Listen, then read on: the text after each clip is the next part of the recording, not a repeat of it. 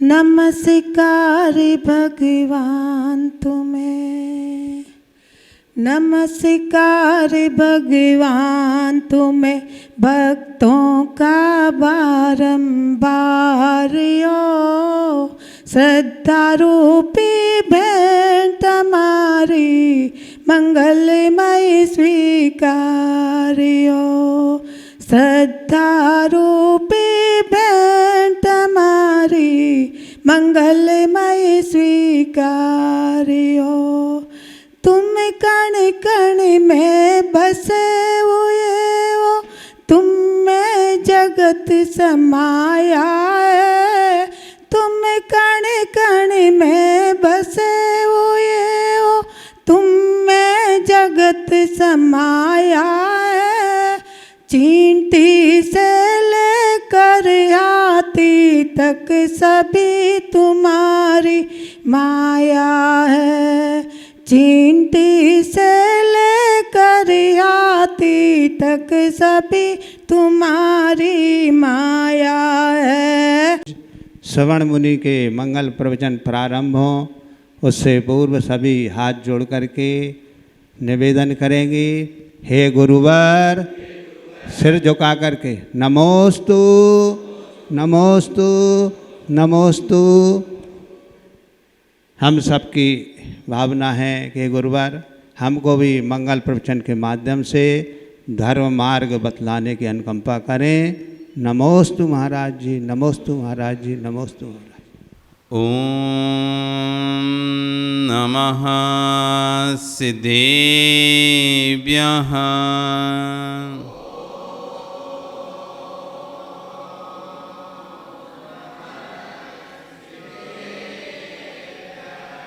ओम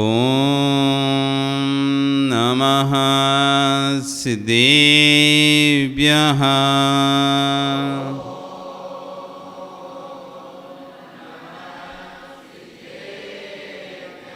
ओम नमः सिद्धेभ्यः।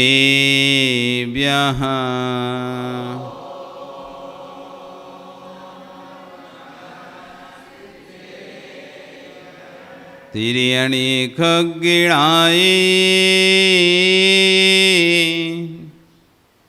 रुतारी मोहे सिर सिरेणि विहो। आयरी राहु पसियो परवादिन्यो भव्य जी लोए। नमो हरियंताणं नमो सिद्धाणं नमो आयरियाणं नमो वज्रायणं नमो लोये सव्यसाहुणं। बोले अनंत अनंत से परमेष्टि भगवान की, आदिरम आदिनाथ भगवान की, वर्तमान शासन एक महावीर भगवान की, आचार्य कुंद कुंदेव स्वामी महाराज जी की, आचार्य गौड़ श्री विश्व सागर जी महाराज जी की, अहिंसा में विश्व धर्म की।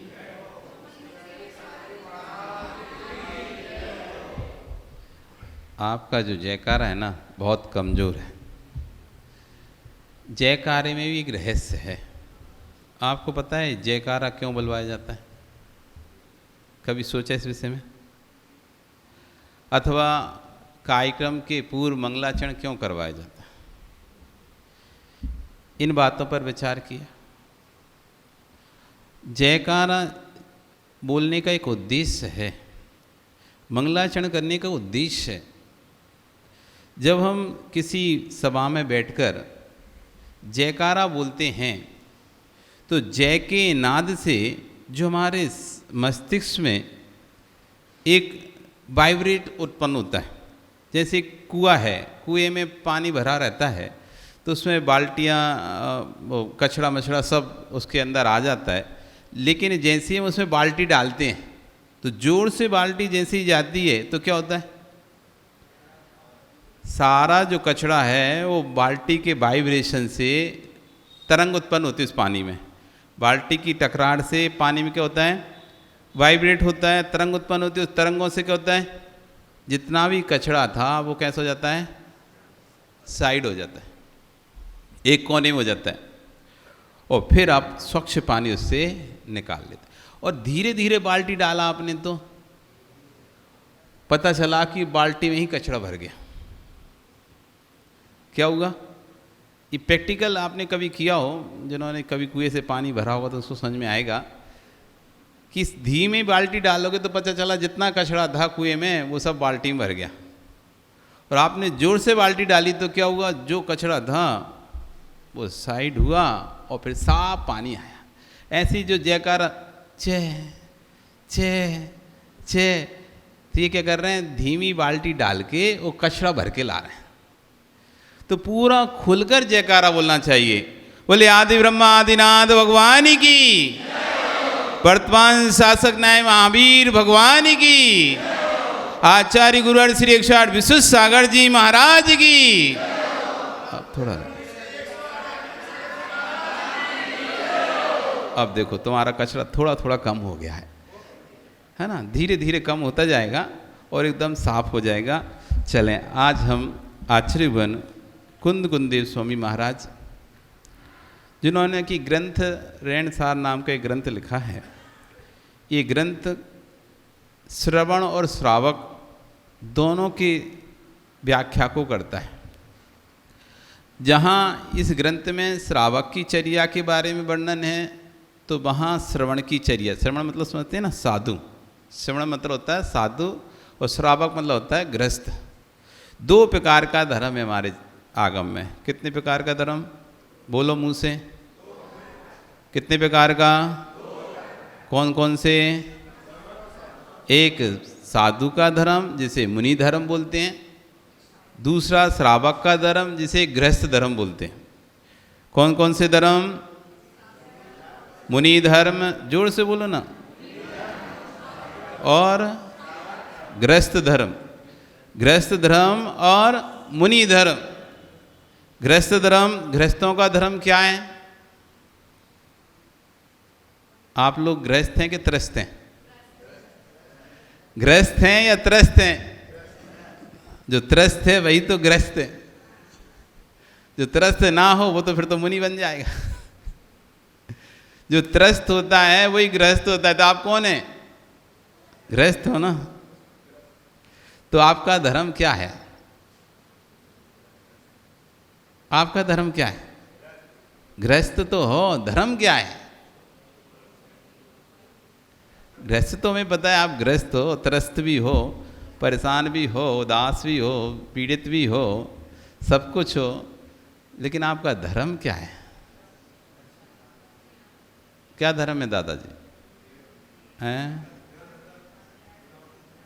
क्या, देव दर्शन और पूजा 2, और स्वाध्याय 3, संयम 4, तप 5, दान 6, बस हो गया है। गुरु उपासना 7, और क्या है हमारा धर्म, दानम पूजा मुखम साव्या धम्मो। दान और पूजा ये श्रावक का मुख्य धर्म है। इसलिए प्रत्येक श्रावक को दान देना चाहिए, प्रत्येक श्रावक को पूजा करना चाहिए, और आपको तो अपने आप पर अभिमान होना चाहिए। आप जिस कुल में जन्म लिए हो वो कुल 84 लाख योनियों में टॉप पर है। कितनी योनियों में, 84 लाख योनि के टॉप शिखर पर हो आप। मतलब कौन सा ऐसा पुण्य आपने किया होगा पूर्व में, ऐसी कौन सी भक्ति की होगी भगवान की, ऐसी साधु को कौन सा दान दिया होगा आपने, जो आप जैन कुल में उत्पन्न हुए हो। कहीं विचार करना कि एक व्यक्ति वो है जो सुबह से झाड़ू लेकर रोड़ों पर झाड़ू लगा रहा है। इंसान तो वही है दो आंख, दो कान, नाक, मुंह, पैर, हाथ सब ऐसे ही जैसे तुम खाते वैसे ही खा। कुछ अंतर है क्या आपकी उसकी संरचना में? जैसा शरीर आपको प्राप्त हुआ है वैसा ही शरीर उस झाड़ू लगाने वाले को भी प्राप्त हुआ है। वो सुबह से उठता है, हाथ में झाड़ू लेता है, और एक आप हैं सुबह से उठते हैं, हाथ में कलश लेते हैं। एक वो माँ है जो सुबह से नाली साफ कर रही है, लोगों का मल उठा रही है, और एक आप हैं जो सुबह से हाथ में डिब्बी लेकर चावल की भगवान की भक्ति करने के लिए आ रहे हैं। विमल, कितना पुण्य होगा, कितना तीर पुण्य है। एक सुबह से सब्जी मंडी में बैठा हुआ है, भटा भाजी भटा भाजी भटा भाजी चिल्ला रहा है। कोई बस का कंडक्टर है तो डिब्रूगढ़ मोरान चिल्ला रहा है, शिवसागर चिल्ला रहा है। तो कोई लेबर है तो सुबह से चले जाओ, कोई आलू की बोरी, कोई प्याज की बोरी कंधे पे रखकर गोडाउन से गाड़ी से गोडाउन में रख रहा है। एक आप हैं जिनको सुबह से उठने पर कोई झाड़ू नहीं लगानी पड़ती, कोई गाड़ी की कंडक्टरी नहीं करनी पड़ती, कोई बोरा उठाकर किसी गाड़ी में या गोदाम में डालना नहीं पड़ता, जिन्हें सुबह उठकर सबसे पहले भगवान के दर्शन करने मिलता है, अभिषेक करने मिलता है। अपनी पर्याय पर आप विचार करो कभी कि कारण के बिना कार्य होता नहीं है। जो जो कार्य होते हैं नियम से किसी ना किसी कारण को लिए होते हैं। तो ऐसा कौन सा कारण रहा होगा जो मुझे ऐसा कार्य प्राप्त हुआ? ऐसी उत्तम पर्याय प्राप्त करके, ऐसा उत्तम कुल प्राप्त करके, ऐसे उत्तम विचार प्राप्त करके, क्योंकि देखो पर्याय प्राप्त होना, कोई मनुष्य पर्याय प्राप्त हो गई, बहुत सारे मनुष्य हैं, लेकिन उसमें कुल मिलना, उत्तम कुल मिल जाना तो ये और बहुत अच्छी बात है। तो उसमें आपको उत्तम कुल मिल गया तो आप उनसे श्रेष्ठ हो गए। और कुल मिलने के बाद भी फिर विचार मिलना, नहीं तो अभी डिब्रूगढ़ में तो 200 पुरुष निकल जाएंगे। यदि हम पुरुषों की संख्या काउंट करें तो महेश जी 200 निकल आएंगे? नहीं निकले, आराम से 200 पुरुष हो जाएंगे। लेकिन 200 पुरुष हो जाएंगे, 500 महिलाएं निकल जाएंगी। लेकिन उनमें भी भाव कितने लोगों के हैं? तो आप सोचो कि 200 लोग थे, उसमें से भाव मात्र 20 लोगों के हुए, मतलब कितना कठिन है परिणामों का होना। भगवान की भक्ति करने के, पूजा करने के, जिनवाणी सुनने के ये भाव होना, इन भावों को प्राप्त होना कितना दुर्लभ है। नहीं तो अभी अखबार पढ़ रहे हैं बहुत से लोग, मोबाइल चला रहे हैं बहुत से लोग, गप्पे कर रहे हैं बहुत से लोग, लेकिन भगवान की अभिषेक के लिए भाव नहीं बना पा रहे। माताओं, वे माँ धन्य हैं जिनको ऐसे पति मिलते हैं जो रोज अभिषेक करते हैं। अभागी हैं वो माँ, 20 साल सेवा कर रहे हैं, 20 साल से उस घर में रहकर उस परमेश्वरी की सेवा कर रहे हैं, तब भी उस परमेश्वर को अपना नहीं बना पाए।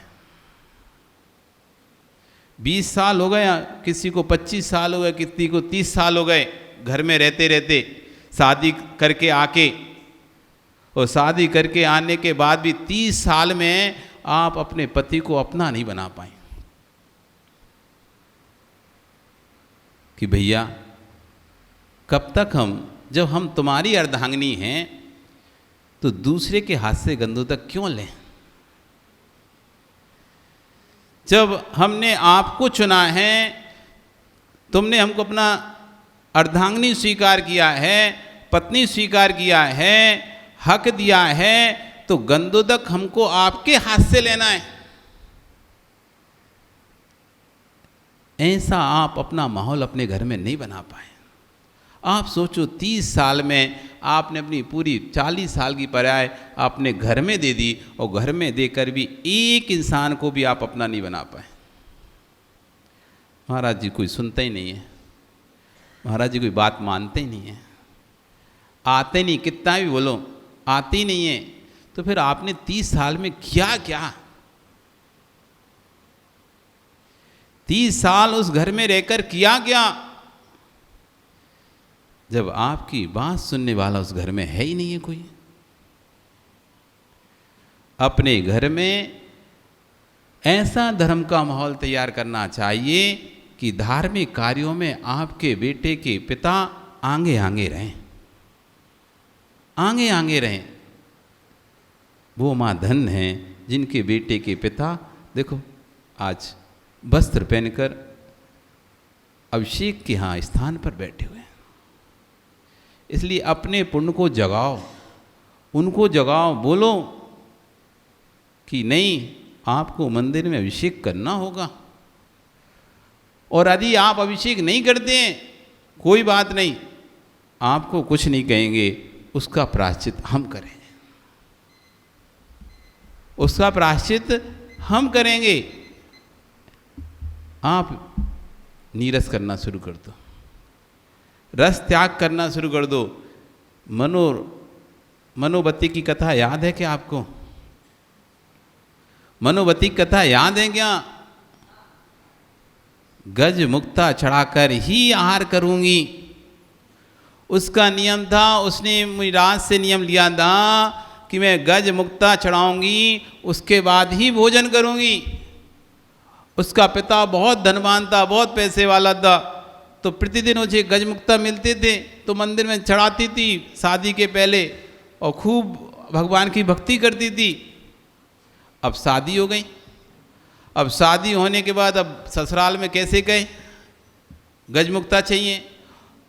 तो एक दिन उसका उपवास हो गया। लोगों ने, घर के ससुराल वालों ने सोचा भाई थकान के कारण नहीं खाया होगा खाना। दूसरे दिन समय आया तब भी उसने खाना नहीं खाया। तो ससुराल ज़्यादा भाई थोड़ा बोला खा लो, कि हो सकता है कुछ तबीयत ठीक ना हो। तीसरे दिन भी जब उसने खाना नहीं खाया, भोजन नहीं किया, तब उसके पति ने पूछा क्या बात है, तुम भोजन क्यों नहीं कर रही? तब उसने कहा मेरा गज मुक्ता चढ़ाने का नियम है, जब तक मैं भगवान के समक्ष गज मुक्ता ना चढ़ा दूं तब तक मेरे भोजन करने का त्याग है। तो उसके पति को पता चला, ओ हो तुमने पहले क्यों नहीं बताया? फिर उसके लिए गज मुक्ता की व्यवस्था की गई और तब जाकर उसका आहार हुआ। आप भी चाहें अपने घर में इस तरह का माहौल तैयार करें कि नहीं, हम तो आपके हाथ से ही गंदोदक लेंगे। जिस दिन आपके हाथ से गंदोदक लेंगे उसी दिन चावल खाएंगे, उसी दिन घी खाएंगे, अथवा उसी दिन तेल का सेवन करेंगे। मतलब कोई भी एक रस तब तक के लिए मैं त्याग कर देती हूँ। आपको नहीं कहूँगी कि आप अभिषेक करने जाओ। आपको यदि लगेगा कि जिसको हम घर में लेके आए हैं उसको कैसे भूखा रख सकते हैं, तो स्वतः ही वो अपने आप आएगा। अपने अंदर हिम्मत होना चाहिए। नहीं आए तो इसकी भी हिम्मत होना चाहिए। यदि महीने भर तक भी नहीं आए तो महीने तक तुम्हें त्याग करने की हिम्मत होना चाहिए। आप सोचो कि नहीं महाराज जी वो तो त्याग भी करे तो कहेंगे और छोड़ दे भैया तू और मत खा, ऐसा नहीं। आप अंदर से हिम्मत करोगे तो नियम से देखना, ये मंदिर आज जो खाली खाली दिखाई दे रहा है वो भरा भरा दिखाई देगा। तो आचार्य भगवान यहाँ पर कह रहे हैं आश्रम बंद के काल में व्यक्ति विवेक खो देता है। जब जब आश्रम का काल, आश्रम समझते ना, आश्रम मतलब होता है कर्मों का आना। 7 तत्व हैं। कितने तत्व हैं? कौन कौन से? कितने लोगों को याद है? 1 2 3 4 महिलाओं। पुरुषों में कितने लोगों को याद है 7 तत्वों के नाम? 1 और 2। क्या नाम है आपका? सुरेंद्र जी। और आपका नाम? जय कुमार जी, ये सुरेंद्र जी और जय कुमार, लगता है ये रोज अभिषेक करने आते होंगे, तो इनको याद हो गया। आप में से और किन किन को याद हैं 7 तत्व? नहीं याद ना, ठीक है, कोई बात नहीं, अब सुनेंगे तो याद हो जाएंगे। 7 प्रकार के तत्व होते। तत्व किसे कहते हैं माँ? तत्व किसे कहते हैं? तत्व के नाम तो याद हैं आपको, लेकिन तत्व कहते किसे हैं? तत्वार सूत्र पढ़ते हो नहीं पढ़ते? तो उसमें तत्व शब्द आता है ना, तो तत्व का अर्थ क्या होता है? तस्य भावम तत्वम।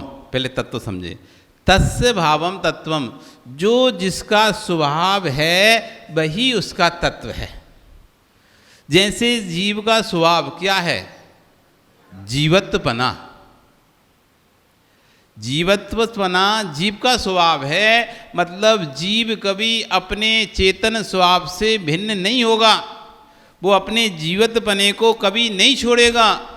अजीव का स्वभाव क्या है? अजीवत्वपना। अजीव कभी जीव नहीं बनेगा, वो अपने अजीवत्वपने को नहीं छोड़ेगा। ये आत्मा और कर्म दोनों अनादि काल से मिले हुए हैं, एक साथ हैं। कर्म अजीब हैं, आत्मा जीव है। दोनों मिलने के बाद भी आज तक ना तो कर्म जीव बने हैं ना जीव कर्म बना है।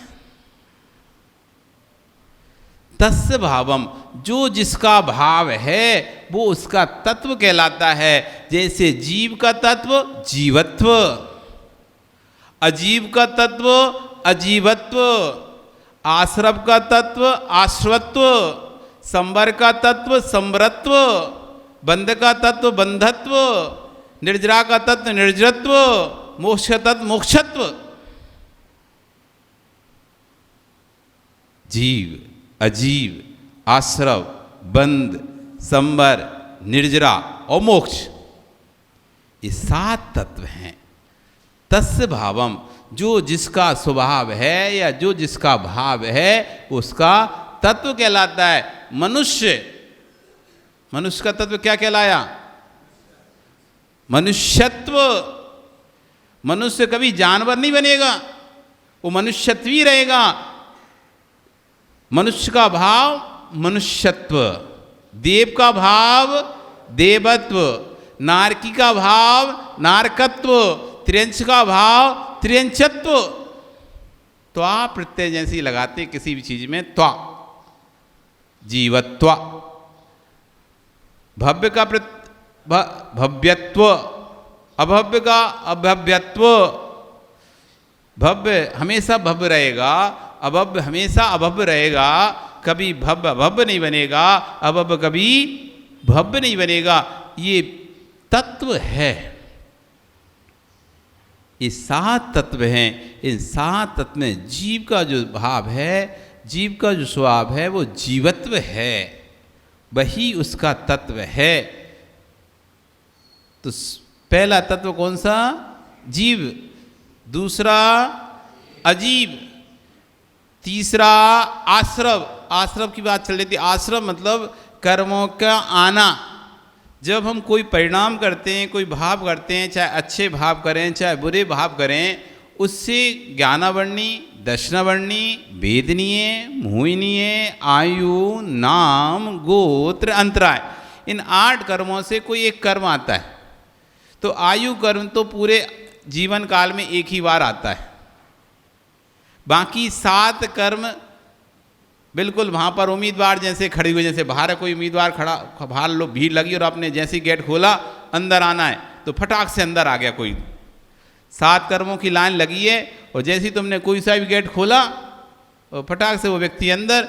ऐसे ही हमने जैसे ही थोड़े से शुभ या अशुभ भाव किए, अच्छे या बुरे भाव किए, तो अच्छा कर्म बुरा कर्म हमारी आत्मा में आकर आत्मा में आ जाता है। इसे कहते हैं आश्रव। वो कर्म आता है और फिर आत्मा से बंध जाता है, उसे कहते हैं बंध। क्या कहते हैं? बंध। जीव, अजीव, आश्रव यानी कर्मों का आना।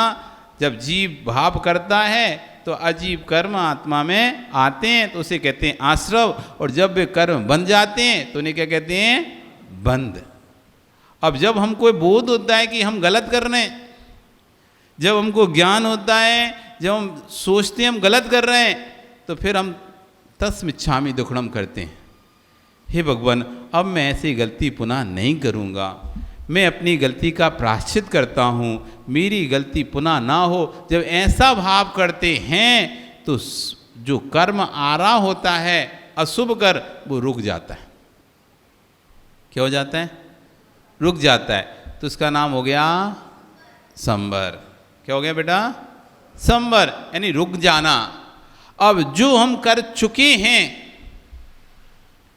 जो कर चुके हैं, नया तो नहीं आ रहा, नया तो हमने रोक दिया। हमने कान पकड़ ली, मैंने रात्रि भोजन किया था, अब मैं कभी रात्रि भोजन के मुझे पता चल गया कि रात्रि भोजन नरक का पहला द्वार है। जो रात में भोजन करता है वो नियम से आगे जाके नरक में जाता है। ये आपको पता चल जाए और आप अरे रे रे, आज के बाद हम रात में भोजन नहीं करेंगे, ऐसा आपके अंदर भाव आ जाए, आपने रात्रि भोजन छोड़ दिया, तो आपके रात्रि भोजन संबंधी जो आश्रव हो रहा था, जो कर्म का बंद हो रहा था, वो रुक गया, संवर हो गया।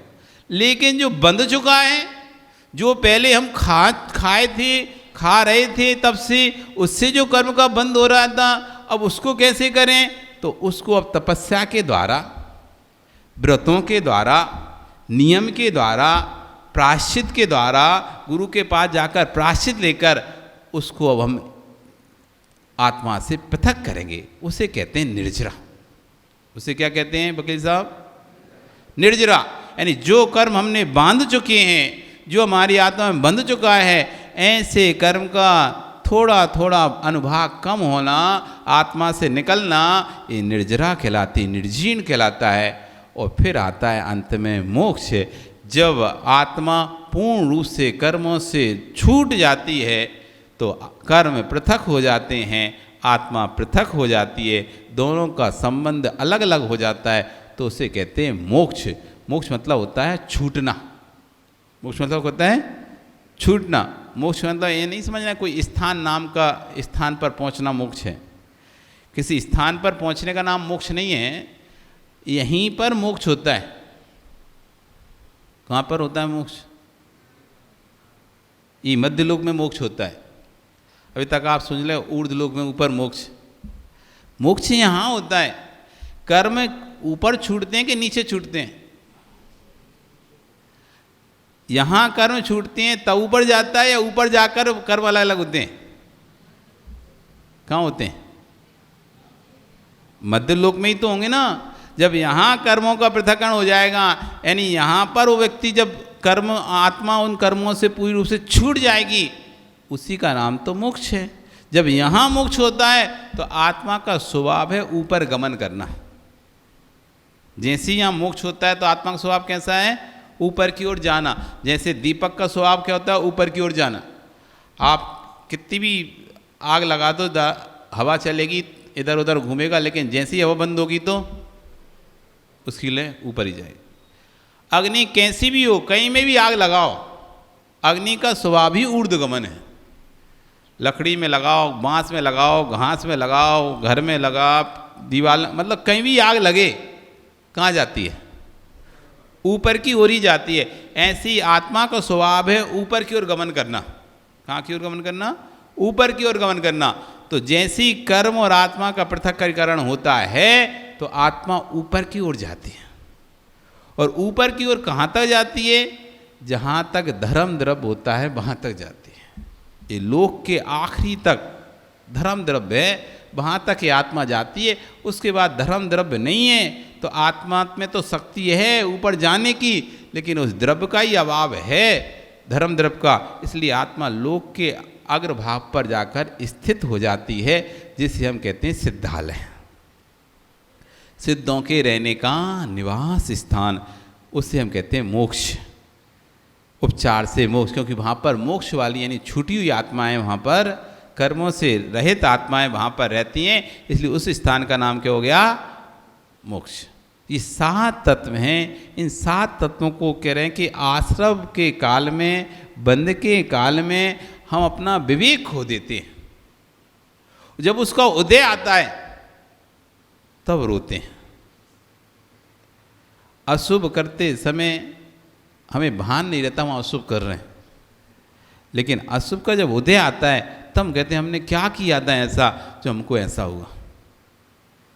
खाते समय तो आइसक्रीम खा ली, ये खा लिया, वो खा लिया, सब खा गए, अब जब जुकाम हो गया, बुखार आया, तब रो रहे फिर, अरे बुखार हो गया, जुकाम हो रहा है, बुखार आ गया जुकाम। अरे खाते समय समझना चाहिए था कि आप क्या खा रहे हो, किसके ऊपर क्या खा रहे हो, उससे भी समझ जाते। तुम ठंडे के ऊपर गरम, गरम के ऊपर ठंडा, सब पानी पी लिया, गुडर गुडर पीते गए, खाते गए, अब जुकाम हो गया, बीमार हो गए, बुखार आ गया, तो अब रो रहे हैं।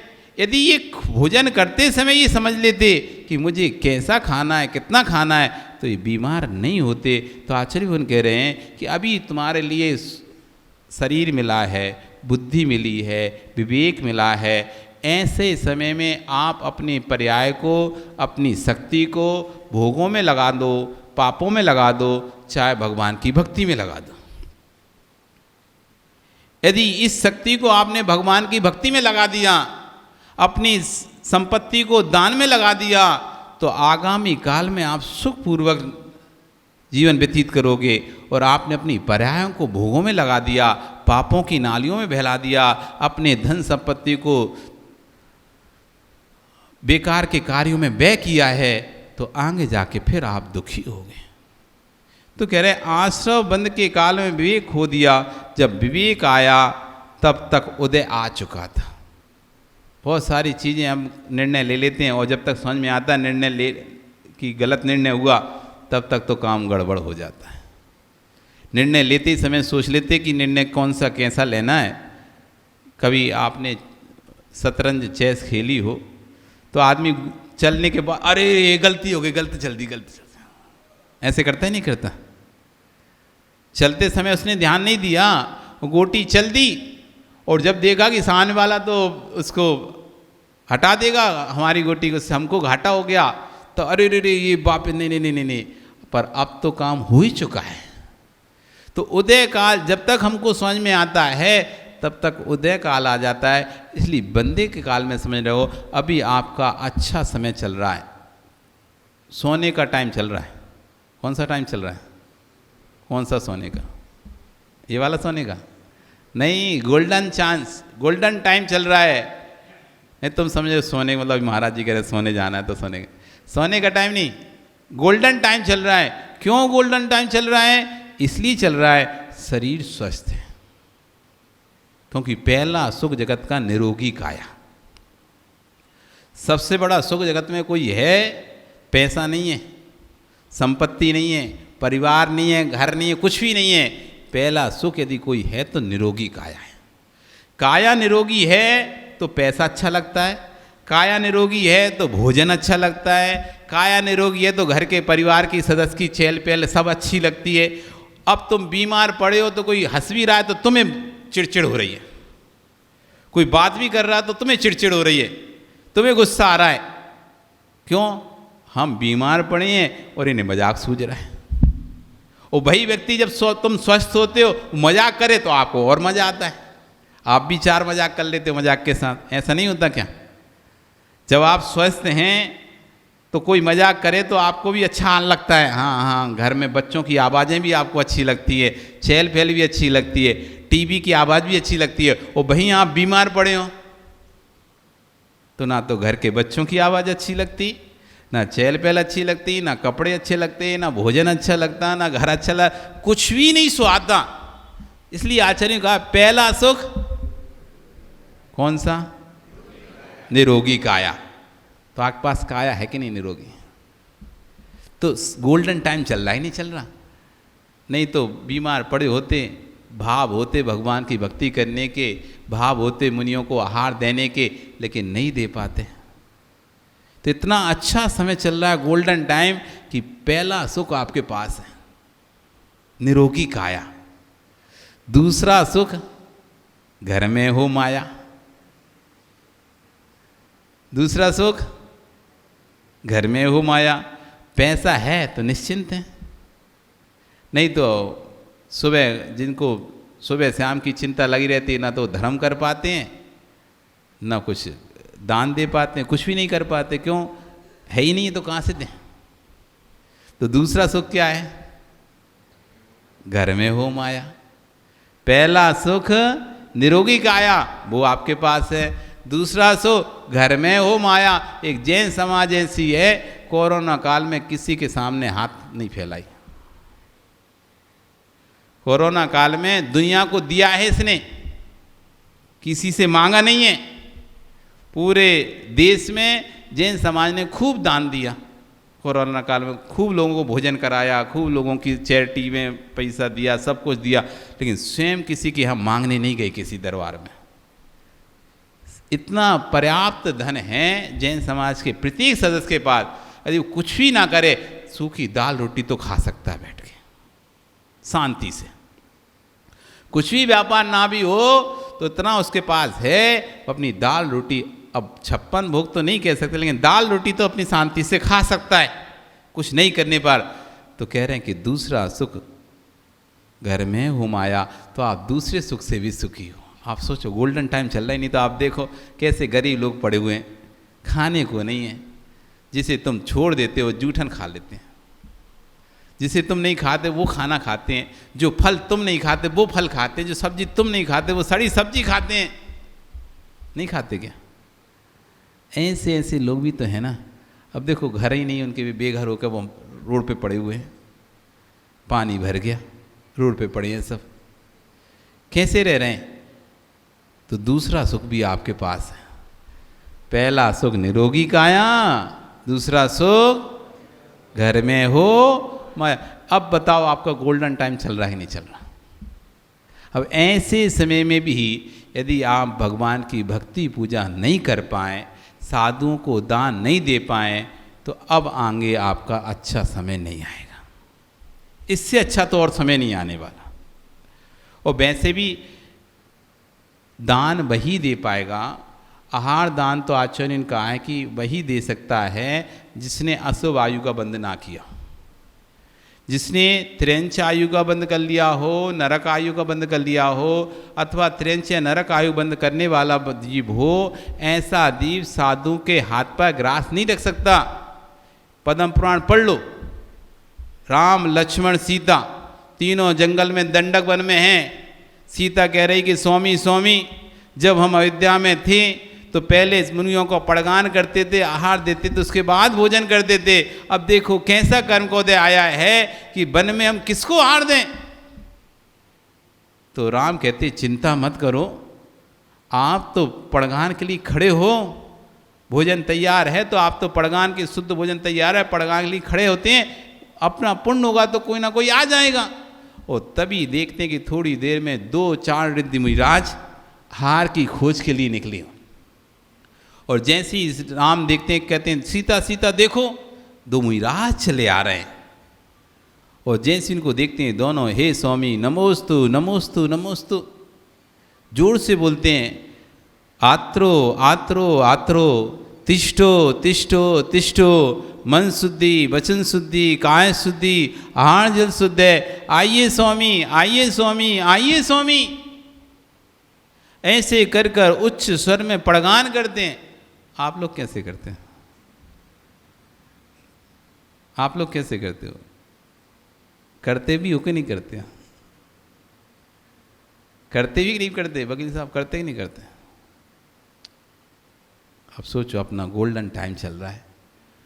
अब ऐसे सुनहरे अवसर पर आप यदि कहते हैं आषाढ़ का चूका किसान और डाल का चूका बंदर, गए काम से। मतलब बीज बोने का जो समय है, उस समय यदि आपने बीज बो दिया तो फसल लहराती आएगी, और बीज बोने का समय निकल गया उसके बाद फसल बोई तो उस फसल में भी ज्वारे उठेंगे। भी जवारा छोटी छोटी सी ऐसी हो गई, जैसे वो किसी कार्यक्रम में बोते हैं ना, धान बो देते हैं तो उसमें से ऐसे फुंसा से फूट जाते हैं, बस बीज निकलेंगे। ये आपका गोल्डन टाइम चल रहा है। ऐसे काल में यदि आप दान पूजा करोगे, अभिषेक करोगे, साधु को दान दोगे तो चौगना पचौगना फल मिलेगा। शेष काल में उतना फल नहीं मिलेगा। तो कह रहे हैं यहाँ पर गोल्डन टाइम चल रहा है आपका, तो वो वहाँ पे आत्रो आत्रो तिष्ठो तिष्ठो करके जैसे ही वहाँ पर मुनिराज आए दोनों ने परिक्रमा लगाई, आहार दान के लिए अंदर प्रवेश करवाया और शुद्धि पूजा आदि करके आहार देने लिखे। इधर सीता कह रही लक्ष्मण से, आओ भैया आओ, देवर जी आओ, तुम भी आहार दो।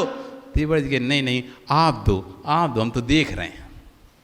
इस बहुत से लोग होते हैं ना, आप उनसे कहोगे आओ आहार दे लो, नहीं नहीं नहीं तुम दो, हम तो देख रहे हैं। तो वो लक्ष्मण सामने खड़ा हुआ है, तब भी आहार देने के भाव नहीं हो रहे हैं। तब बाद में पूछा उन मुनिराज से कि लक्ष्मण ने आहार क्यों नहीं दिए?